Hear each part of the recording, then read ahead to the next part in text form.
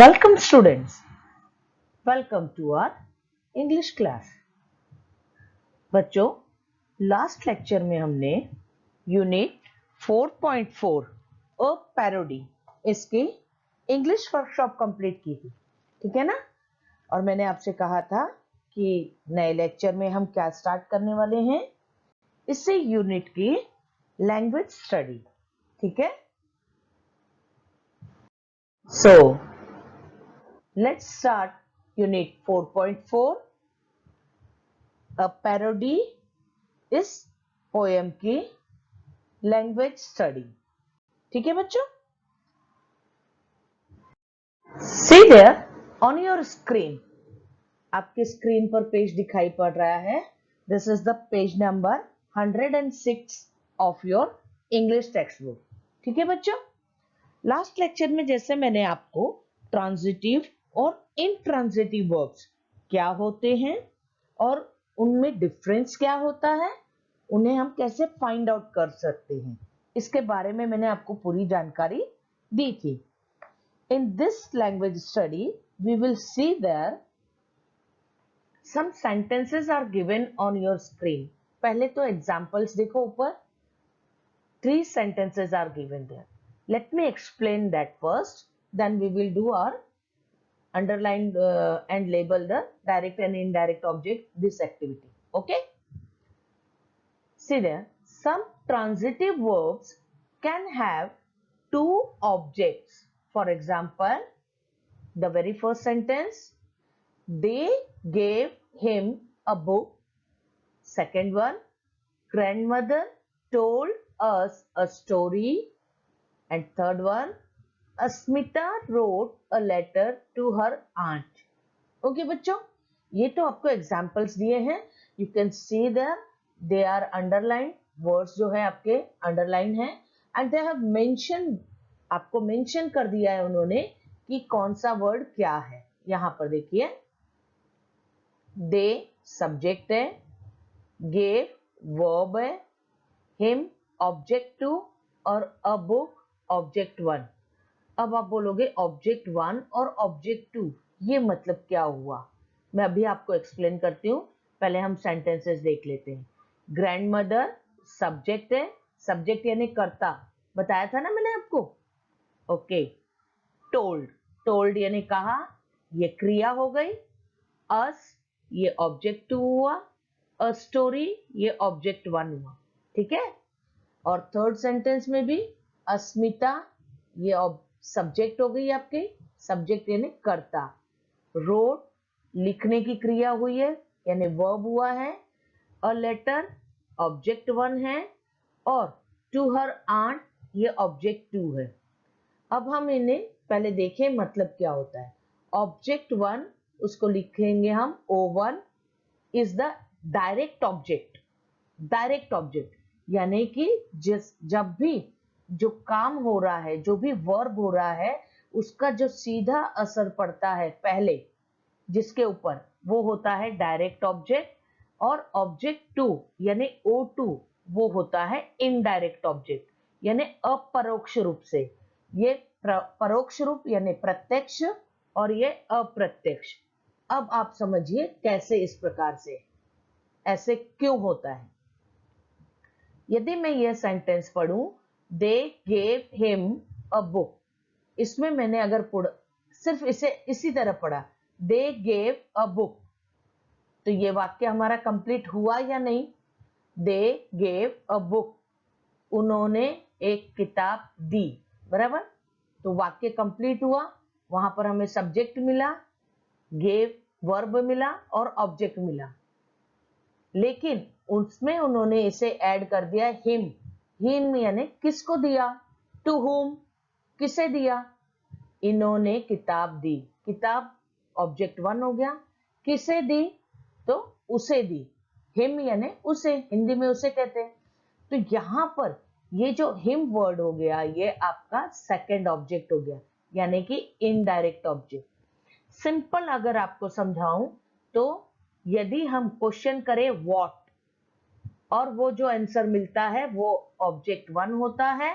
और अगर हम क्वेश्चन करें whom यानी किसे, वो ऑब्जेक्ट टू होता है। एक बार फिर से बोल दूं, जैसे grandmother told us a story. अगर ये सेंटेंस है, इसमें हमने ऑब्जेक्ट टू को पहले ड्रॉप किया, समझो, नहीं बोला, सिर्फ हमने बोला ग्रैंडमदर टोल्ड अ स्टोरी, दादी माँ ने कही, क्या कही, कहानी। तो ये हो गया सब्जेक्ट, ये हो गया वर्ब और ये हो गया ऑब्जेक्ट वन। दादी माँ ने कहानी कही, क्या कही दादी माँ ने, कहानी। तो कहानी ऑब्जेक्ट हो गया, तो ये हो गया ऑब्जेक्ट वन। किसे कही कहानी, टू हुम शी टोल्ड, ये हो गया अस, अस यानी हमको। समझ में आया बच्चों? यहां पर दो क्वेश्चन तैयार हो रहे हैं, व्हाट और हुम। अगर व्हाट का आंसर मिल रहा है तो वो हो गया ऑब्जेक्ट वन, और उसी के साथ हुम का भी आंसर मिल रहा है तो वो हो गया object two. Grandmother told us a story, grandmother ने एक कहानी हमें कही, तो कहानी ऑब्जेक्ट वन, हमें कही ये ऑब्जेक्ट टू। समझ में आ रहा है बच्चों? व्हाट ऑब्जेक्ट वन, हुम ऑब्जेक्ट टू। यहां पर what she road, sorry what she gave, क्या दिया उसने, किताब दी। किसे दी, उसे दी। तो क्या दी, किताब ऑब्जेक्ट वन, किसे दी, उसे दी ऑब्जेक्ट टू। समझ में आ गया बच्चों? व्हाट हुम, व्हाट हुम। यहां पर देखो थर्ड वाले में भी, Asmita wrote a letter to her aunt. Asmita ने, ये सब्जेक्ट हो गया, लिखा, किसने लिखा, कार्य किसने किया, अस्मिता ने किया। कौन सा कार्य किया, लिखने का, रोट, लिखा। ये कौन सा काल हो गया बच्चों, भूतकाल।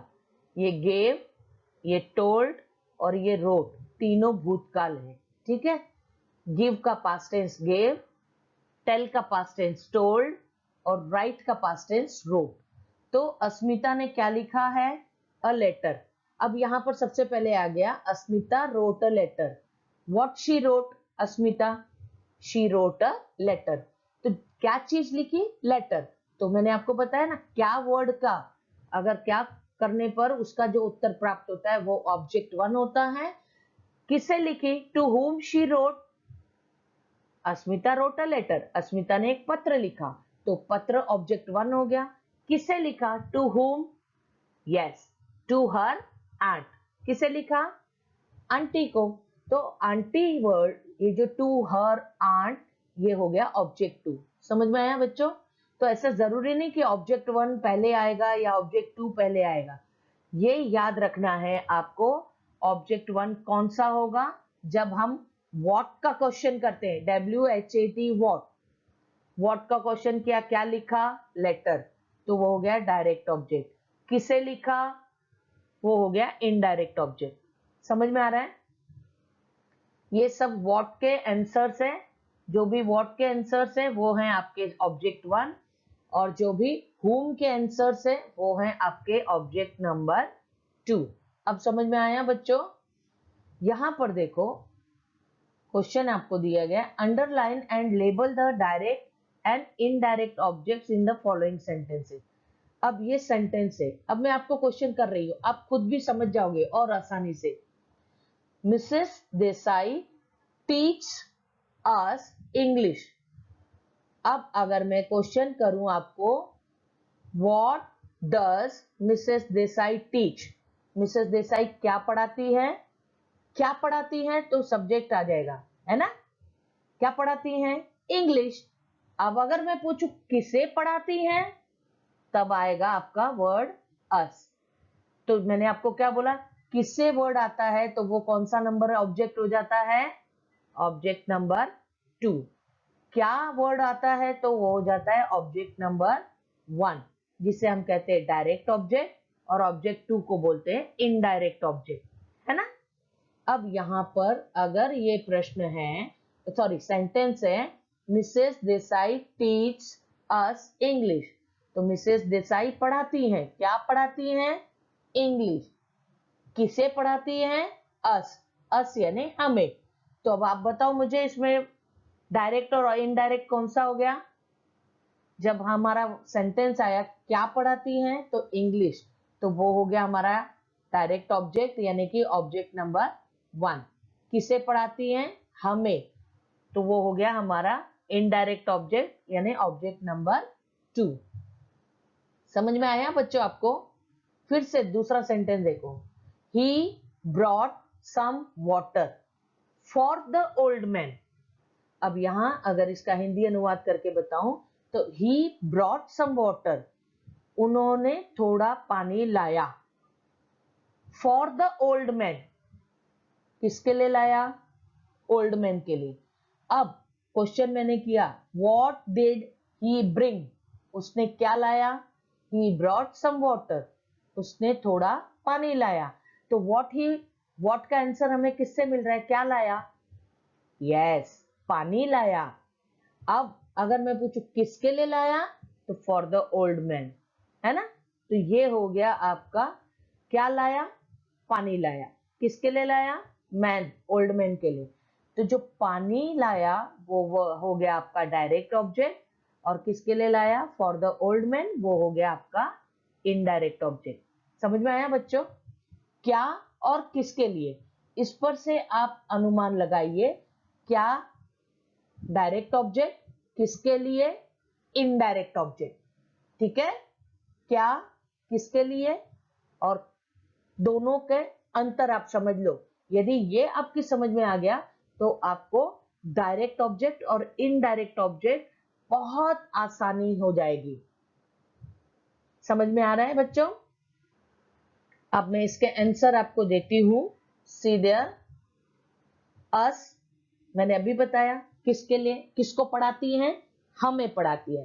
तो हम आ गए इनडायरेक्ट ऑब्जेक्ट में, और क्या पढ़ाती हैं? इंग्लिश पढ़ाती है। तो इंग्लिश हो गया आपका डायरेक्ट ऑब्जेक्ट। सेकेंड भी मैंने आपको बता दिया, he brought some water for the old man. Some water क्या लाया? पानी लाया। तो पानी डायरेक्ट ऑब्जेक्ट। किसके लिए लाया? ओल्ड मैन के लिए।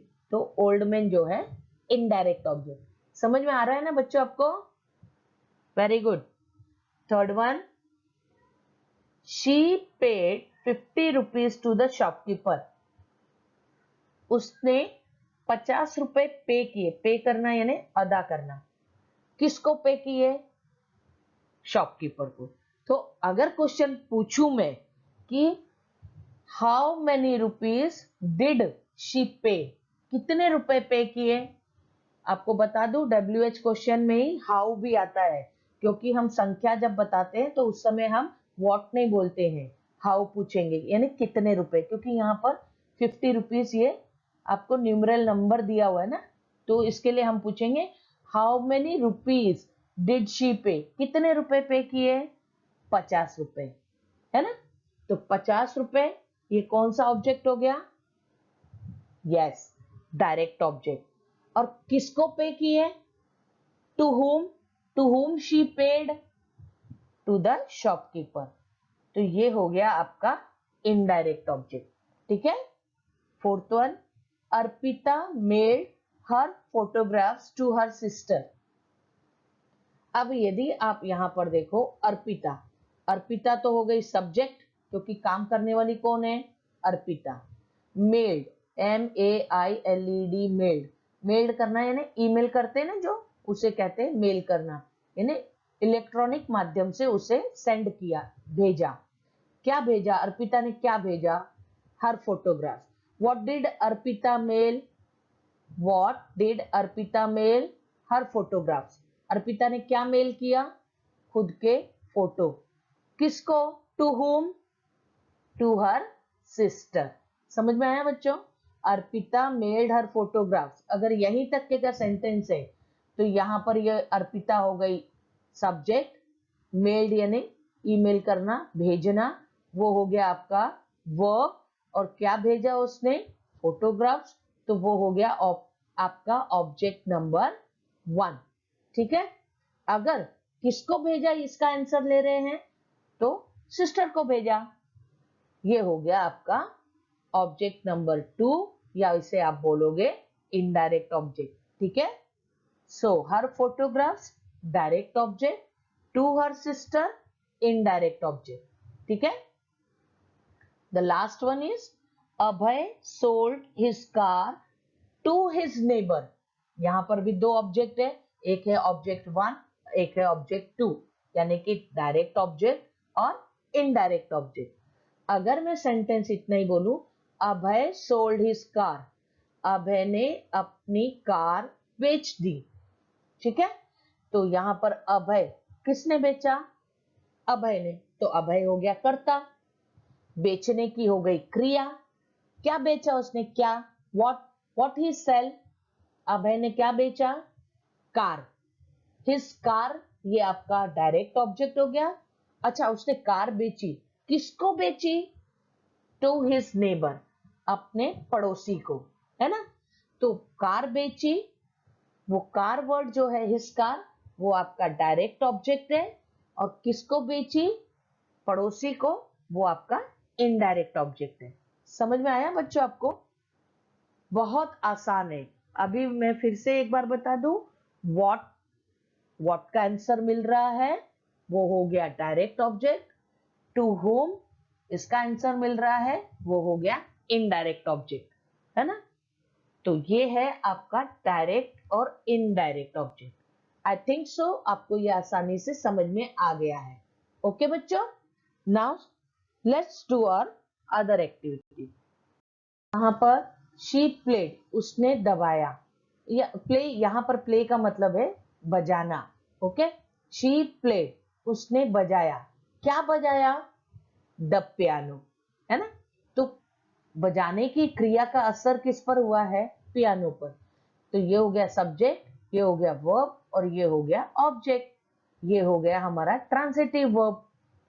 He bought dozens of banana. He bought, उसने लाया, खरीदा, यानी bring यानी लाना और bought यानी लाया. He bought, क्या लाया? Dozens of bananas. एक डजन या दर्जनों केले लेके आया वो.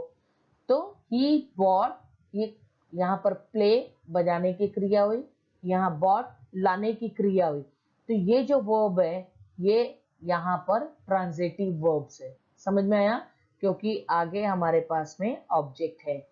अब an intransitive verb does not take an object. यहाँ पर जरूरत नहीं है हमें ऑब्जेक्ट की. अब देखिए यहाँ पर क्यों? बर्ड्स फ्लाई, पंछी उड़ते हैं. अब जरूरत है क्या? क्वेश्चन मार्क डाला है मैंने. जरूरत है क्या यहाँ पर? यहीं पर सेंटेंस हमारा एक्चुअल कंप्लीट हो सकता है. द एग फेल डाउन, अंडा गिरा. कहाँ गिरा, कैसे गिरा, किस पर गिरा, इसकी हमें आवश्यकता नहीं है. अपने आप में यहीं पर ये सेंटेंस कंप्लीट हो जा रहा है. जब ये सेंटेंस बगैर किसी ऑब्जेक्ट के अपने आप कंप्लीट हो जा रहा है क्रिया के ऊपर ही, तो ये हो गए इंट्रांजिटिव वर्ब. तो यहीं पर सेंटेंस दिया मैंने कि an intransitive verb does not take an object. यहाँ पर ऑब्जेक्ट लगता है ट्रांजिटिव में, यहाँ पर नहीं लगता है. ठीक है. अब आप देखिए, यहां पर मैंने आपको कुछ सेंटेंसेस दिए हैं. हाँ, तो कुल मिलाकर ये आपके 15 सेंटेंस है. You can count. अब आपको क्या करना है? Find the transitive and intransitive verbs in the following sentences. I think so जितना मैंने आपको पढ़ाया उस हिसाब से आपको समझ में आ गया होगा कि ट्रांजिटिव वर्ब कब होते हैं और इंट्रांजिटिव वर्ब्स कब होते हैं. ठीक है. मेरे हिसाब से आपकी समझ में तो आ गया है. आप स्वयं कर सकते हो, लेकिन फिर भी मैं आपको इसके उत्तर दे देती हूं. आप पहले स्वयं कर लीजिएगा तो ज्यादा सही रहेगा. पहले करके फिर इसे देखिए, तो उसमें क्या होगा आपको पता पड़ जाएगा कि आपको ट्रांजिटिव और इंट्रांजिटिव वर्ब्स आसानी से समझ में आ गए हैं या नहीं. अब बहुत सारे सेंटेंसेस है. I woke up late. A rose smells sweet. It rained heavily. I filled the bucket. Baby jumped up and down. The cat smelled a rat. The mist rolled away. Pour the milk. Ring the bell twice. The glass was full. The loud noise woke him. They rolled up the carpet. The bell rang. Baby bounce the ball, baby caught the ball. अब आप इसमें स्वयं find out करिए किस किस sentence में आपको object मिल रहा है।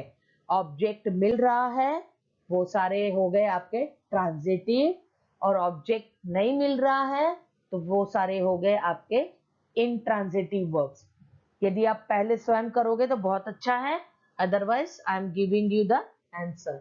The first one is intransitive, second also intransitive, next intransitive, transitive। अब आप बोलोगे यहाँ पे ट्रांजिटिव क्यों लिखा टीचर? तो आई फिल्ड द बकेट, मैंने भरा, क्या भरा? बकेट। बकेट भरने की क्रिया का असर किस पर हुआ है? बकेट पे, इसलिए ये ट्रांजिटिव है। समझ में आया बच्चों? नाउ फटाफट we will do this.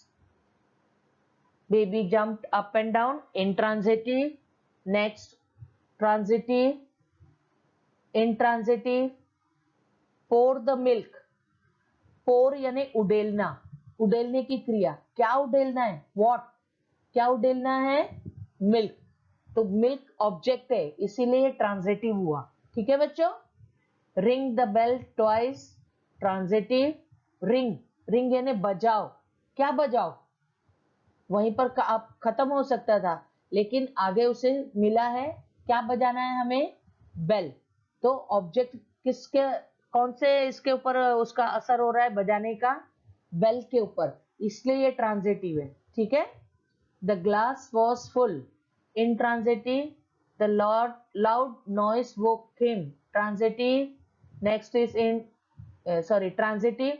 They rolled up the carpet, they rolled up यानी कि घड़ी मारते हैं ना, रोल करते हैं, तो रोल किया, किस चीज को रोल किया उन्होंने? कारपेट को। तो रोल करने की क्रिया का असर किस पर हुआ? कारपेट पर, इसलिए ये ट्रांजिटिव है। ठीक है?